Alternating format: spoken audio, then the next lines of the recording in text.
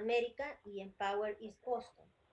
Leonardo Olsten, quien está con nosotros en la llamada, representante de Empower East Boston, estará interpretando únicamente las ideas centrales de la respuesta del senador Markey. Good afternoon. My name is Patricia Montes. I am an immigrant from Honduras, Central America, and I am the Executive Director of Centro Presente. Centro Presente was founded in 1981 during the civil conflict in El Salvador, 1 year after the assassination of Monsignor Romero. Our job is to organize and advocate to defend the human rights of Latin American immigrants, mostly Central Americans, in Massachusetts. From our founding until now, Centro Presente has had a clear position against the historic political, military, and economic intervention of the United States in Central America. In the 1980s, it was the civil conflicts in Central America, financed by the US, that forced people to migrate. In the 1990s, it was economic policies such as free trade agreements that only favor US corporations and corrupt local elites while destroying local economies. And in recent years, it had been extreme and endemic poverty, violence, corruption, and impunity that once again forced our people to flee. Thousands of immigrants had died and disappeared on the migrant route in the last decade, yet their stories have been invisible. Also, it is important for us to emphasize that the immigration system in the US has historically been an exclusive and racist system that has treated the entire immigrant community, especially immigrants of color, as a threat to national security. In the new context of COVID 19, what is doing this context is just making visible that crisis, that injustice and inequity that our communities were experiencing. Therefore, we do not want to go back to normal after COVID because normal has been a system that has systematically violated human rights. I want to clarify that this conversation is an educational space, not a political endorsement by Centro Presente or any of the participating organizations.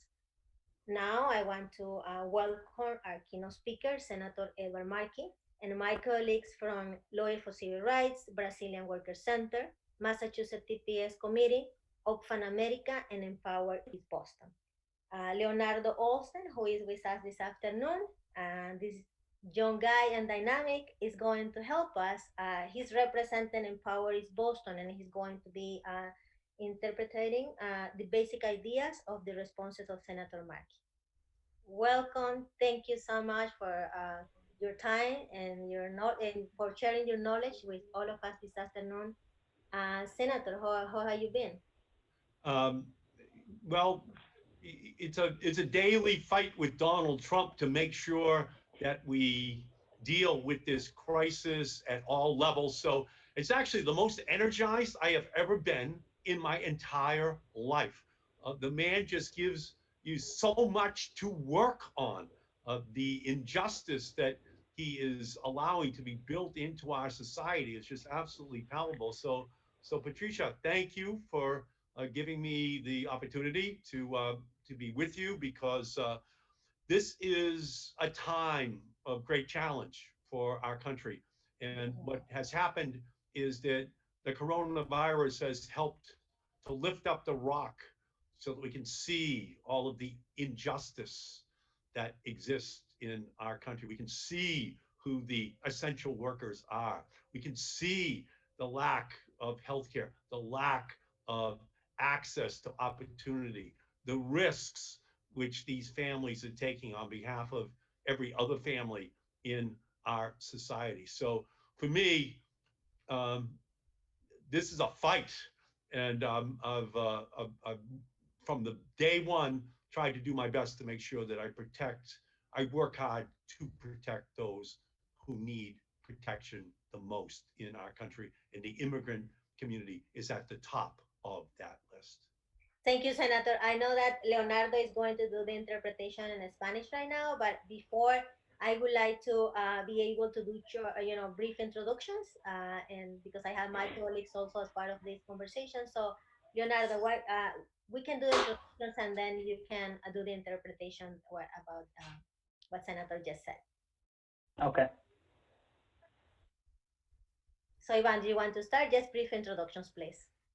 Yes, thank you very much. I want to thank Patricia Montes for her tremendous leadership in Centro Presente and the East Boston community.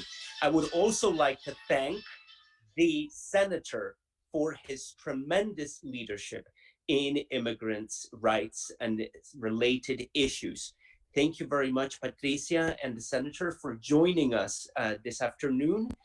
My name is Ivan Espinosa Madrigal. I am the Executive Director of Lawyers for Civil Rights. Mi nombre es Iván, soy el Director Ejecutivo de Abogados por los Derechos Civiles. Please feel free to go next.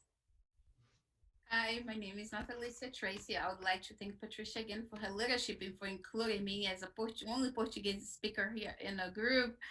And I'm the Executive Director of the Brazilian Workers Center.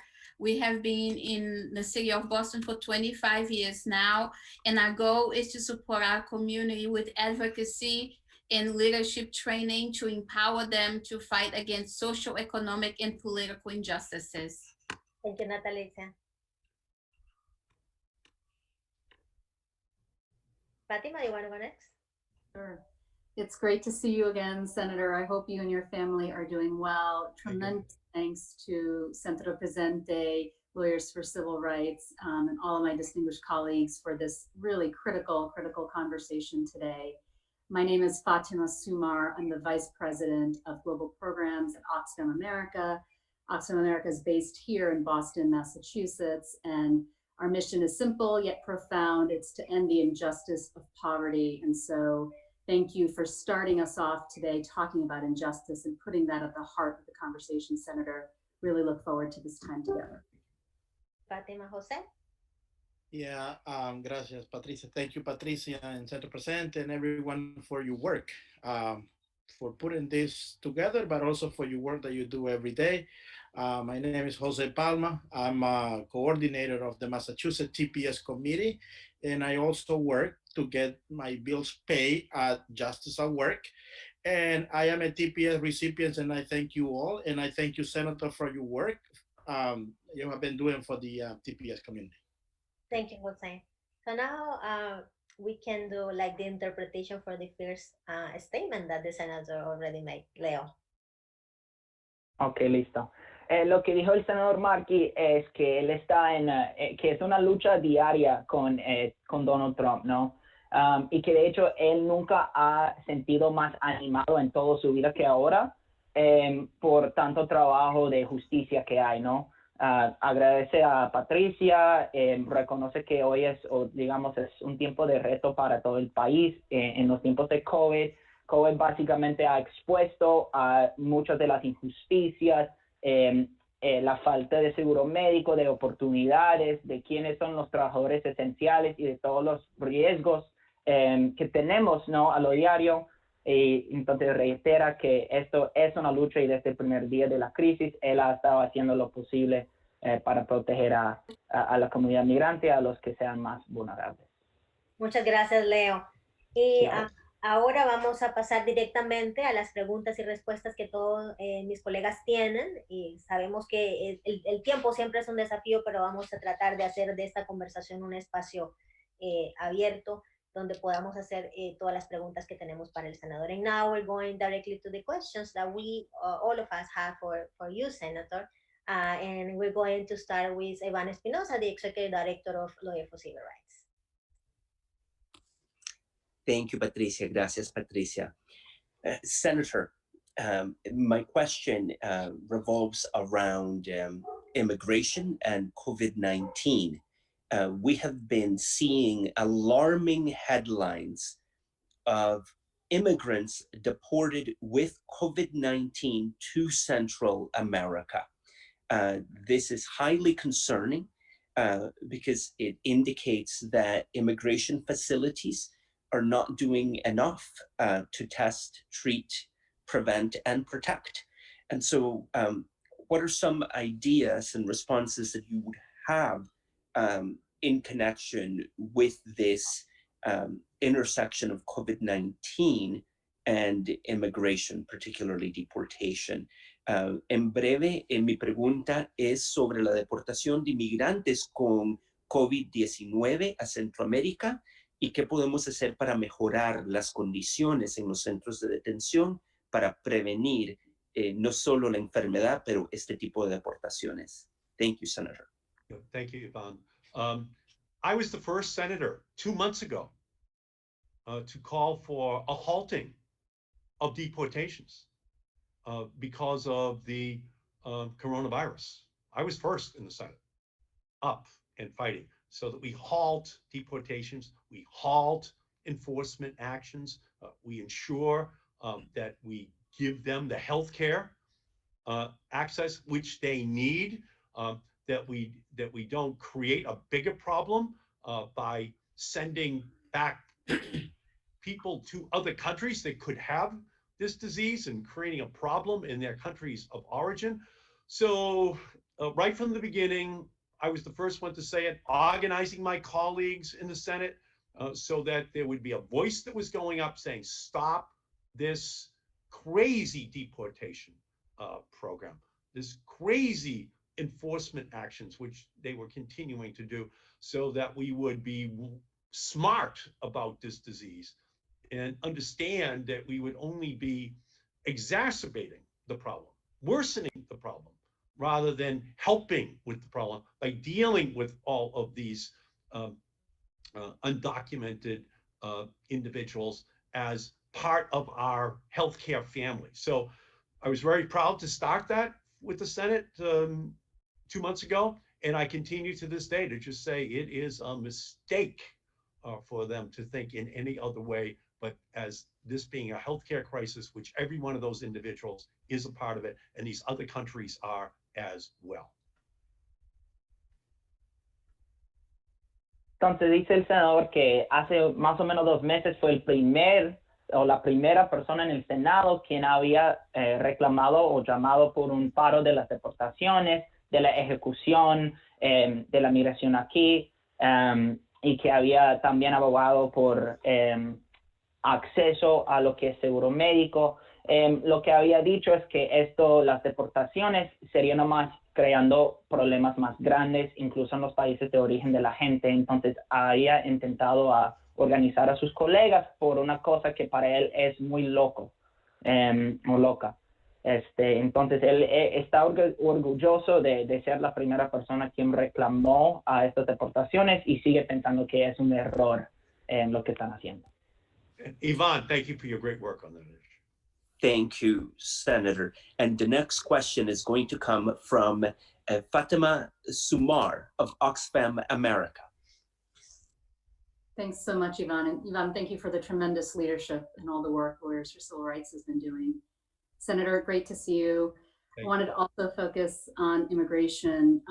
Yesterday, we received the tragic news of the first COVID-19 related death of someone in ICE custody. To date, at least 674 people in immigration detention have tested positive for coronavirus. And a new statistical model released last week predicted that within 3 months, the infection rate in the nation's immigration detention facilities, including right here in Massachusetts, will have reached 70 to 99% of the detained population. 70 to 99%. Oxfam is grateful for your continued advocacy for the release of vulnerable people from immigration detention and your call for an investigation into Friday's violent incident in the Bristol County Detention Facility. The Federal Immigration Release for Safety and Security Together, or the FIRST Act, would mandate the release of most people currently detained by ICE. We'd like to know if you support this bill, and given current congressional dynamics, what steps are you taking to ensure that people are released from immigration detention before the virus spreads even further and more lives are put at risk? Yeah, thank you. Great question. Sorry, one moment. I'll just translate the last part in Spanish. So, un momento. ¿Qué medidas está tomando para asegurar que las personas sean liberadas de los centros de detención migratoria antes de que el virus se propague con mayor intensidad y que más vidas corran riesgo. Thank you, Senator. Good, thank you. Yeah, so my view is that we have to have a release from detention of the immigrants that are under the control of ICE. Just get them up so that we have protection for them, for their families, ultimately for their guards, you know, for people out in the community if they were released later and had contracted the coronavirus, so that we have an understanding of the interrelationship of immigrants and their health and the health of everyone else that's in the United States of America. And we have to make sure they get access to the health care they need. You know, we just have to put aside old thinking. We need bold, transformational thinking about these issues so that we deal with this community in a way that reflects the fact that they are part of us right now. And what ICE is doing, what the Trump administration is doing, is it's going to set up a situation where people contract this disease, their lives are endangered, but so isn't anyone else that then comes into contact with them. And, you know, under a Trump view of the world, of course, they would then try to deport them, making it even worse in their country of origin. So I'm with you 100%. We have to release these immigrants from detention so that we provide the protection for them and anyone else that would come into contact with them. Okay. Lo que reclama y lo que pide entonces el senador es, o está en favor de que suelten y liberen a todos los detenidos de ICE, ¿no? Y que se encuentre protección para ellos, para sus familias y últimamente también para las guardias ahí en los centros.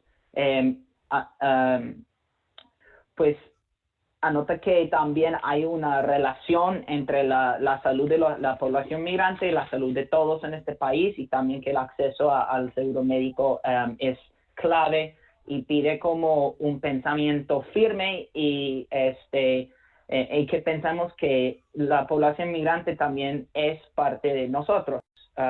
Y obviamente las deportaciones serían pues un paso aún peor de la detención. Y está 100% a favor y con ustedes en cuanto a que liberen a los detenidos. Gracias, Leo. Oh, sorry, Fatima, go ahead. Do a quick follow-up just to see, Senator Markey, so on your response, thank you so much for that. Would you support co-sponsoring or supporting the first act that would mandate this release, given your strong position just now? No, absolutely, 100%. Senator Markey, sorry, la pregunta es si él apoyaría a una legislación que se llama el Act of First. Perdón. Absolutely, 100%. It is imperative that we move legislation to protect those people who would otherwise be exposed to this disease unnecessarily. Yes.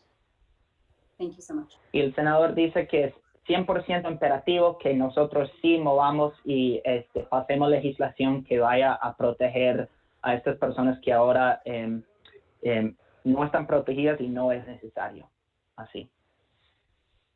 Thank you, Fatima, from Open America for your important questions, and now and thank you, Leo, for your interpretation.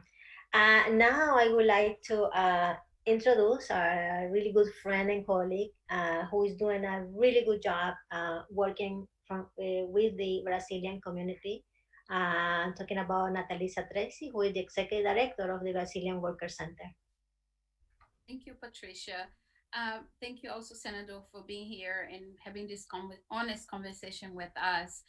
So as Patricia said, we can't go back to business as usual, because business as usual means that our community will continue to be marginalized, exploited, and criminalized, and treated for their work. They wanted for the work, but they not wanted. They needed for their work, but they wanted as citizens and member of, of the society. And with the COVID-19 pandemic, it has heightened awareness of the great inequality that exists in the U.S. in the barriers for access to resources such as food, affordable housing, quality health care, as well as lack of safety nets for those who fall into trouble these days. And we're seeing more and more families on those situations who are living from paycheck to paycheck even before the pandemic. So my question is regarding the CARE Act, because it has helped many small businesses, enterprise, nonprofit organizations, but why has it worked out? Why hasn't it worked better to include all taxpayers, such as mixed status families and other immigrant families who are part of the society as well? And so that's basically what I like to know, especially the families with children who are US born and the parents are using IT number to pay their taxes. Why wasn't that done already? And is there anything in the pipeline to correct for that exclusion? Yes, from my perspective, here is Sorry, what, Senator Markey. I'm gonna translate the question as well. Thank you. Yep. Entonces, Natalicia, la pregunta nomás, soltando a la pregunta o saltando la pregunta es por qué la legislación apoyando a la población aquí no ha incluido a toda la gente quienes pagan impuestos. Esto incluye a las familias remesas, digamos, con una persona que digamos, una persona, bueno, digamos, lo dejamos así, de las casas mezcladas y las personas migrantes también quienes pagan impuestos, en especial a las familias que tienen niños nacidos aquí en Estados Unidos. Senator Markey. Oh, thank you. And thank you for that very important question. Yeah, my view is that we should be giving cash assistance, giving healthcare help to anyone with an individual tax identification number. We should just do that. And provide the assistance to them. The Trump administration is just making this way too hard, you know, for people. They're paying taxes, they're inside of our country, they should be getting the cash assistance that everyone else is getting. I would actually move it a step further. I would say that any undocumented should be able to get the cash assistance. I think that we should be helping people right now to survive. It's dangerous not to help people survive. So yes, let's help people who have the individual tax identification number. Let's put that right out there in the face of the Trump administration and make sure they get that job done. But then let's expand it, extend it out to the undocumented. They need cash in their hands. They already are in a dangerous situation. The more help that we give them is the better it will be for us in terms of making it through this healthcare pandemic, which is hitting our country. So yeah, you were battling Trump. You know, we have Martin Luther King. He had a dream for America. Well, as you all know, Donald Trump, he has a dream for America, and it's the opposite. And a lot of it is being manifested in terms of what is taking place in this administration. But I fight to make sure that people get what they need. And I would say that it's ITIN and undocumented simultaneously getting the help they need and access to the healthcare system in our country. It's for our own benefit that we would help them. You are so right. They are the essential workers. They are the families doing the jobs that people out in the suburbs do not want to do. And all of a sudden, eye-opening, here they are. What are we going to do? Well, you know what I think we should do? I think we should protect them. I think we should give them what they need in order to continue to survive in our country, especially during this crisis. So thank you for that question. Okay. Entonces, lo que haría el senador Markey es aprobar para la existencia de los impuestos, de los pagos a cualquier persona quien tenga un número ITIN, pero además él tomaría un paso adicional en apoyar a cualquier persona indocumentada aquí con apoyo en efectivo. Y él lo piensa porque sería una manera de ayudar a que la gente sobreviva en estos tiempos. Además, pues como dijo, sí apoya a la propuesta esa de que la gente con ITIN sí sea aprobado para la asistencia, pero que se expande también a la población indocumentada que necesita en efectivo en sus manos en estos tiempos. Y anota también que estamos compartiendo a Trump que el señor Martin Luther King tenía un sueño para este país, pero el sueño de Donald Trump es muy diferente. Entonces, reitera también que estas son personas, trabajadores esenciales, haciendo el trabajo del país y tenemos que protegerlos y dejar que ellos puedan sobrevivir también. I have a follow-up though. Is there an emergency proposal initiative to expand the current CARES Act to be more broad and inclusive, or is there anything that is being worked at the federal level to correct for this exclusion? Yes, Entonces, ¿hay algo que va a expandir a la legislación vigente ahora o hay algo en camino, Senator? Yes, I support this. I'm advocating for it, and I believe that it must happen. And so, from my perspective, I think that it is absolutely critical that we do so. And I give you my word that in this next COVID package, they are going to have a battle with me because I am going to be fighting to make sure that it is included. The battle is just beginning. Trump's not going to want to hear it, but he's going to hear it from me that this has to be a part of this next bill that is coming down the line. Thank you. Entonces, sí, yo lo apoyo 100% y lo voy a abogar. Entonces, en el próximo paquete o legislación que viene, ustedes tienen mi palabra que yo voy a estar batallando para esto y que tiene que incluir una provisión así. Thank you. Muchas gracias, Leo. Thank you very much, Senator. The next question is going to come from Jose Palma, the coordinator of the Massachusetts TPS Committee and the former coordinator of the National TPS Alliance. La próxima pregunta viene de José Palma, el coordinador del Comité de TPS de Massachusetts y anteriormente coordinador de la Alianza TPS Nacional. Gracias, José. Thank you, Ivan. Good to see you again, Senator. Good to see you, Jose. Yeah, so let's talk about TPS. I have a question, and let's break it down into that way to make it easy for the response. As you know, since 2017, people with TPS were told time is up. Pretty much grab your stuff and leave the country. Even though we all know that people with TPS have been living for many, many years, some of us for decades here. And the work that we have been doing when it comes to the response, to the organizing response. We have been organizing the community and working with our allies, as also using the court through the Ramos case, to the Centro Presente case here in Boston, led by actually Ivan and Patricia and others. But we all know where we are, and everything a lot of stuff that we have been doing.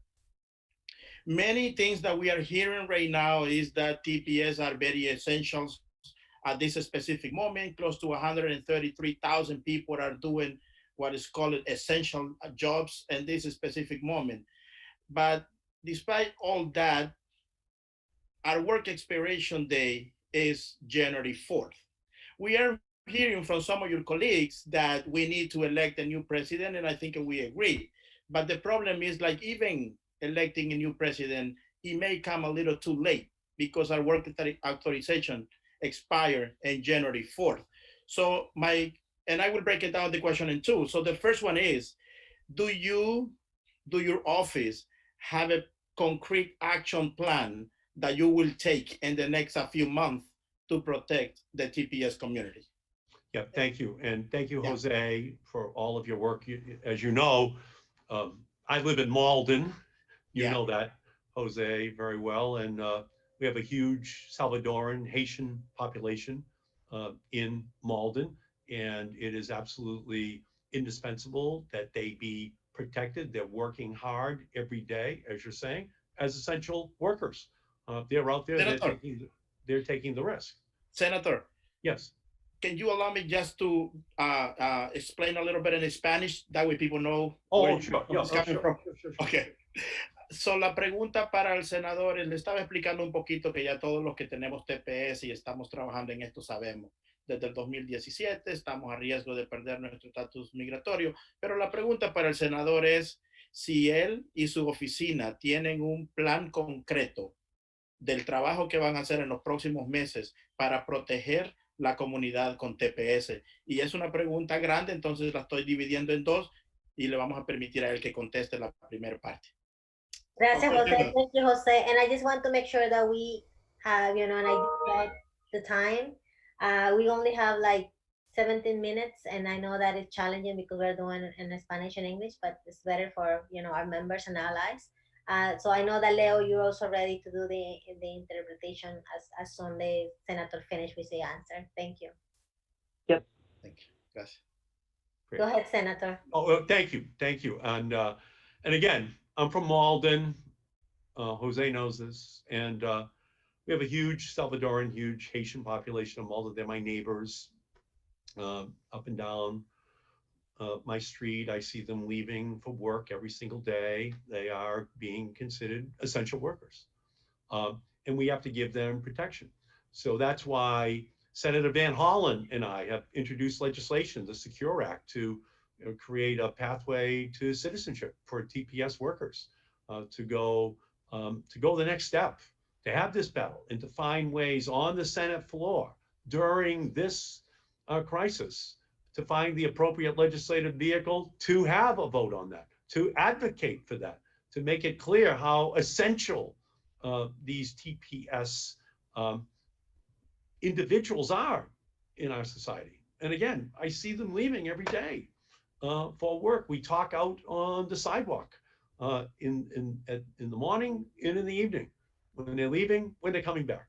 And so I know that this is a critical time. And so Senator Van Hollen and I have taken that step. We continue to advocate for it, and we will find the right legislative opportunity to be able to make this case for citizenship for TPS workers. They should not have to go back, especially after what they are doing for every other family in America right now.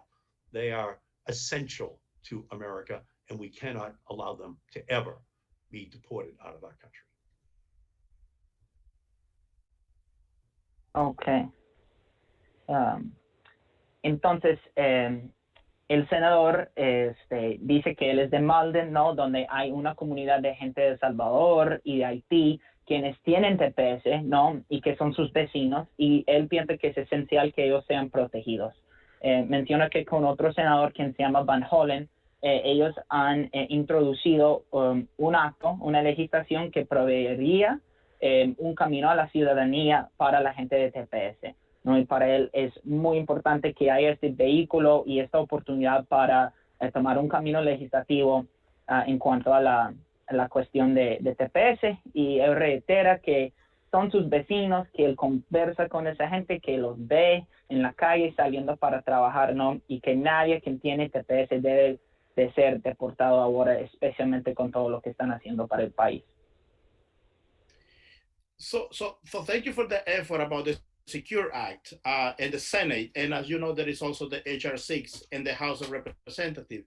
The reality is that passing a legislation, it may not happen too soon, especially with the political climate.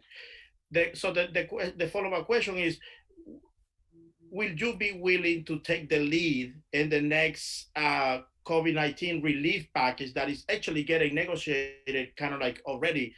Will you be willing to take the lead to achieve at least automatic extension of work authorization for people with TPS? Yeah, my answer to you, Jose, is absolutely yes.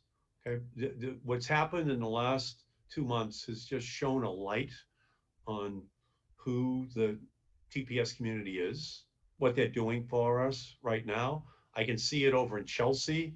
I can see, in talking to Gladys Vega there, talking to Dan Rivera up in Lawrence. As I talk to all of these people on the front lines every single day, I see that. So my answer to you is yes. Now is the time for us to give them the protections which they deserve. It would be absolutely below common decency, to not now provide them with the protection for their families that they need, as they have been providing the protection for our families, which we need. So my answer is yes, I will be a leader on that effort to try absolutely to include it in the next COVID package. Ok, entonces la pregunta de José fue si el senador estaría dispuesto a tomar liderazgo en incluir esta cuestión de TPS en el próximo paquete de legislación respondiendo a COVID. Y el senador responde que absolutamente sí, que este tiempo ha arrojado bastante luz en quiénes son o quién es la comunidad de TPS. Menciona a Gladys Vega en Chelsea, Dan Rivera en Lawrence, que desde ellos y con ellos ha visto la comunidad. Entonces ahora dice que sí es el tiempo para proveer protección para la gente TPS. Thank you, Senator. For sure, we will be following up. You will be hearing from us. Thank you, Jose. Moving forward. Stay safe, Jose. Stay safe. Thank you, Jose. Gracias, Jose and Senator, for your answers. I also have a question, and I believe it's the last question. We only have like 12 minutes. And you were saying that this is a moment to think about transformational thinking, right? And as I said at the beginning, for Centro Presente, it's extremely important to approach the immigration issue as a global issue. As you know, we see that immigrants are coming, especially from Central America, as a result of these policies that the U.S. have been imposing in our countries of origin for a very long time, and that, as I said at the beginning, have been displacing people and increasing inequality and poverty, corruption, violence. So my question is, thinking about the future and thinking about this concept that you already mentioned of transformational thinking, how the U.S. is going to change international policies and make sure that the policies that you are going to implement are not going to be these policies that are increasing extreme poverty and that are supporting dictatorships. And like in my country, for example, I am from Honduras, and the U.S. supported a coup d'etat in 2009 and an illegal re-election of the president of Honduras, because our constitution does not allow re-election. So what are you going to do as a senator to make sure that the U.S. is not going to continue doing that in Central America? And thank you, Patricia. Let me ask in Spanish la pregunta. Thank you, Senator. So, para resumir la pregunta que hago al senador, el senador hablaba de un concepto de pensamiento crítico y transformativo. Entonces, la pregunta que yo hago es, para Centro Presente es muy importante entender la migración como un proceso global, y que al principio de mi presentación dije que nosotros, nuestro análisis es que vemos la migración forzada, especialmente de Centroamérica, como un resultado directo, una consecuencia lógica de las políticas equivocadas económicas que el gobierno de los Estados Unidos ha implementado durante décadas en nuestros países de origen. Entonces, el gobierno de Estados Unidos ha apoyado dictadores, ha apoyado reelecciones ilegales, y ponía un ejemplo como el caso de Honduras, por ejemplo, que hubo una reelección en contra de nuestra constitución. Y la pregunta específica es, ¿qué hará él y qué hará Estados Unidos para cambiar este tipo de políticas, para que no sean políticas que generen migración forzada hacia Estados Unidos? Yeah, it's an excellent question. I've been following these issues for a long time. I visited Nicaragua, El Salvador, Guatemala, Honduras in the 1980s. Ronald Reagan was on the wrong side of the issues in every one of those countries. And I was up on the floor of the United States Congress making amendments to block the Reagan policies from being implemented. He wanted to send troops to Central America. I brought my amendment out on the floor that said we cannot move American troops into Nicaragua, into Central America. We just need to prohibit that. But as a country, the United States, we have to own our own history. We have to own what we did in the 80s, before the 80s, and since the 80s. We have to own our own policy. Much of what is happening is because we created these messes. We created these bad governments. We allowed for authoritarian dictatorships to be created. We did it. We did it for the United Fruit Company. We did it because we saw these countries as just pawns in proxies in a larger war with the Soviet Union. And these countries were just playthings for the United States and for the Soviet Union. But you sow the wind, you reap the whirlwind. Much of what we're seeing today is as a result of those policies that I fought, and I fought them hard back in the 80s and the 90s. So what we have to do now is to make sure that we own our own history, and that we have leadership that says to these countries, we want you to work in partnership with us in order to help your country, in order to ensure that human rights are respected, in order to make sure that the help that is needed goes into your countries, and that we want to normalize immigration policy to our country as well, that we're not just going to create a border where we're going to say no, but we have to ensure at leader to leader level, and this is going to be Joe Biden next year, it's going to happen, that anything that we do is meant towards improving the lives of those ordinary citizens of those countries where they live. So they don't have to live in fear. They don't have to worry that an authoritarian government is going to be allowing for a policeman. And I talked to one woman who told me that she had married a policeman. The policeman was not a good person.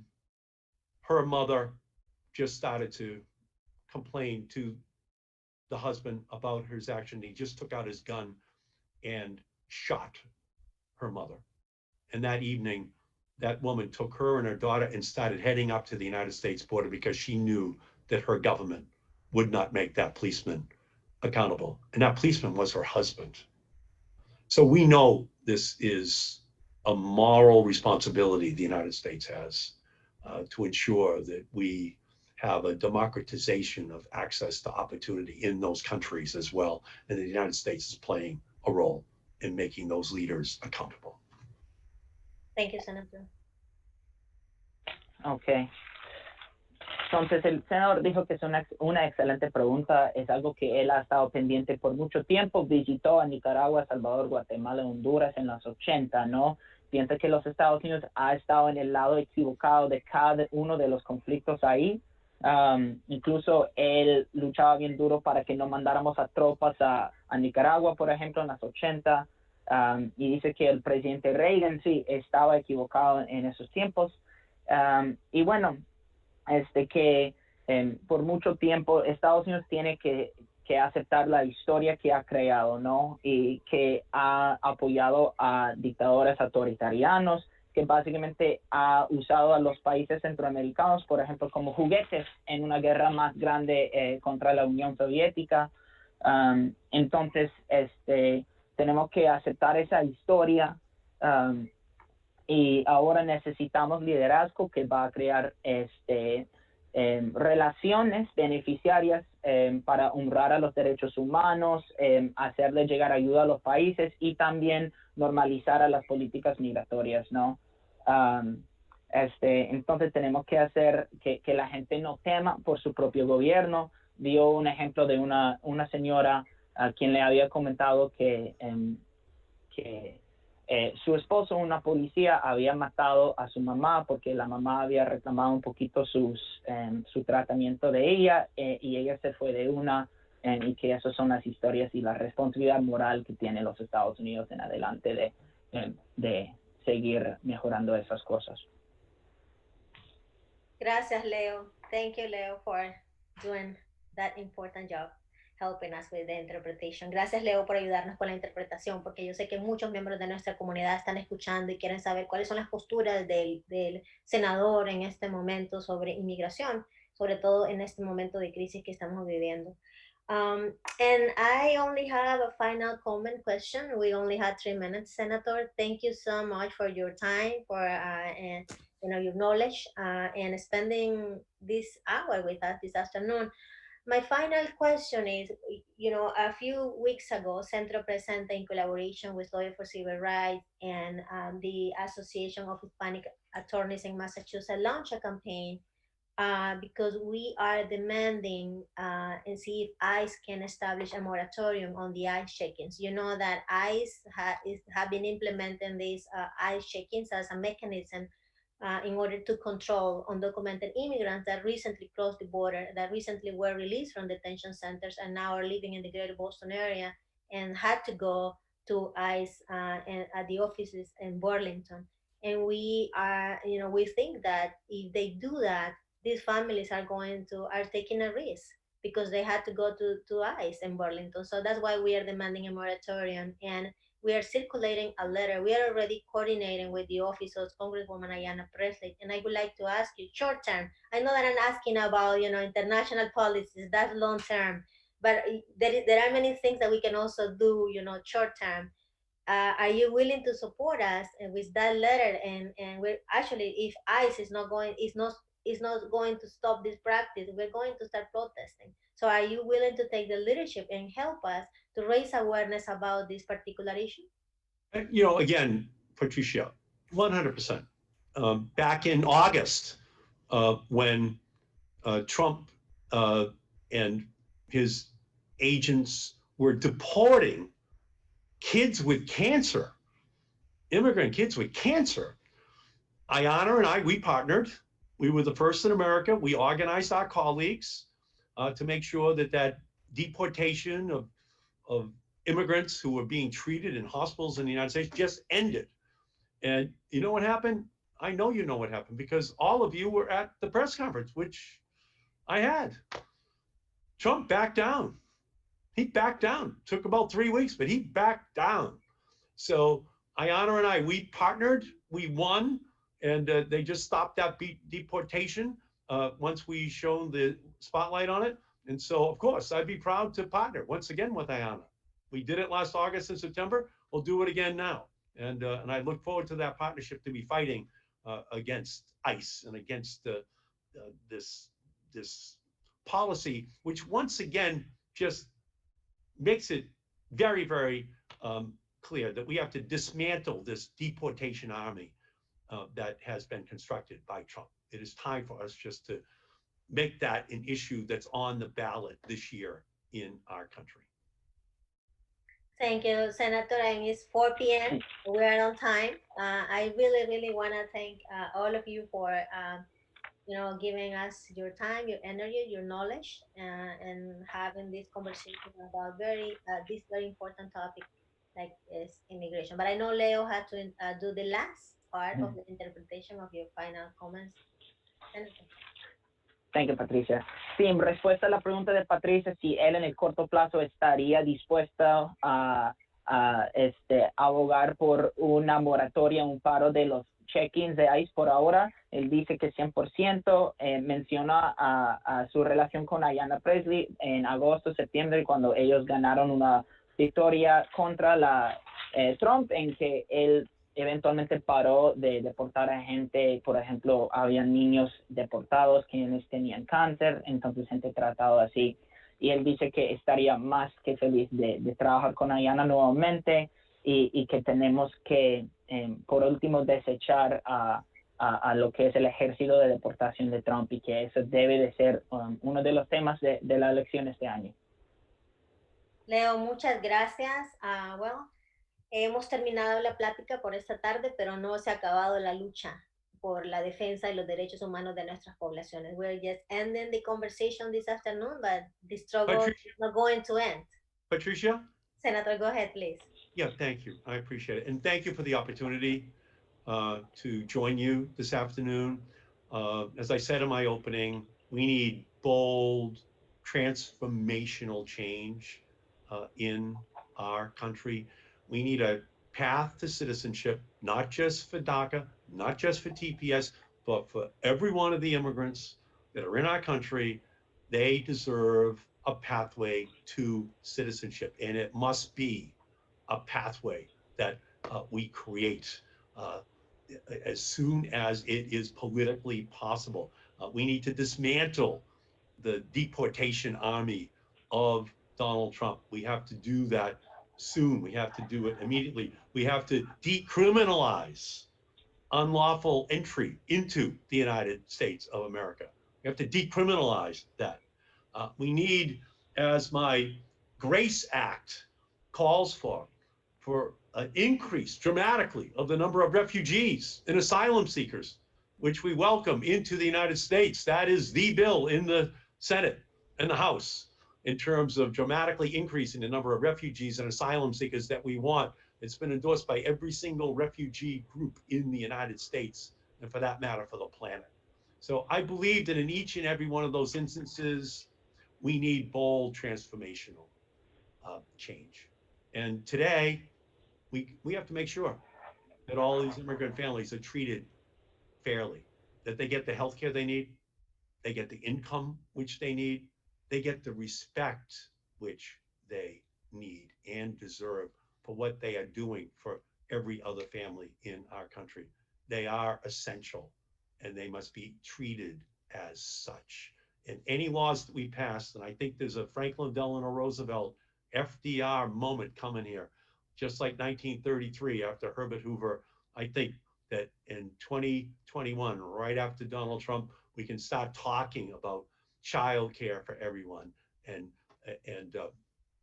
sick leave for everyone and annual incomes for everyone and a welcome mat put out for immigrants. They're already here. They're already working for us. We can see it every day. It's time for us as a moral responsibility to recognize that. And I thank each and every one of you for everything you do every day fighting for these issues. It's been my honor to partner with you over all these years on every single issue. And I give you my pledge, I will continue to do so in the future. Thank you. Thank you, Senator. And I know that Leo, you also ready to do the interpretation for the last part, right? Ajá. Entonces, dice gracias nuevamente y repite el que necesitamos una transformación, o sea, algo firme y transformativo para un cambio en este país, un camino hacia la ciudadanía no solamente para los de DACA, de TPS, sino que para todos en cuanto se pueda. No, también debemos de decriminalizar a lo que es la entrada sin permiso aquí. Él ha introducido algo que se llama el Grace Act para aumentar el número de refugiados y asilantes aquí en Estados Unidos, personas buscando el asilo, que ahora necesitamos seguro médico, un ingreso, ¿no? Para todos los trabajadores esenciales durante el tiempo, y pienso que cuando todo esto se acabe, estamos tratando de un tiempo de mucha oportunidad para cosas, por ejemplo, el cuidado de niños para todos, un ingreso anual para todos los días acumulados de trabajo y también un bienvenido moral a la población migrante quienes ya están aquí. Nuevamente es un honor ser un socio de ustedes y él da su palabra de seguir luchando y da gracias también por todo. Well, Senator, thank you so much for your time. It's now 4:05, and I just, thank you. Thank you for spending this hour and 5 minutes with us. And I also want to going to do the follow-up with your staff about the letter and make sure that that's going to happen. I'm sure that it will, but I also want to thank your staff because they were very proactive coordinating with Centro Presente and giving us a lot of time to make sure that this phone call was organized. I also want to thank you, Leo, for your time, for your energy, helping us this afternoon doing the interpretation. And I also want to thank, of course, my colleagues from our sister organizations that are here, Jose Palma from the TPS committee, my good friend, and also my good friend Natalisa Tracy, the Executive Director of the Brazilian Worker Center, my adorable amigo Ivan Espinosa, who is the Executive Director of the Lawyer for Civil Rights, and Fatima Sumar from Oxfam America. Thank you for your time, your knowledge, and all the work that you are doing in order to provide, for immigrant communities and defend the human rights of migrants and refugees in Massachusetts.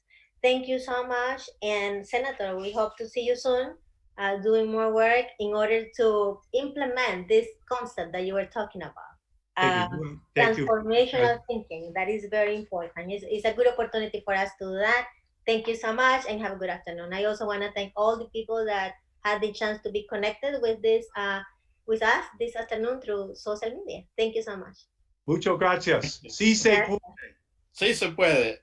Muchas gracias. Thank you. Bueno.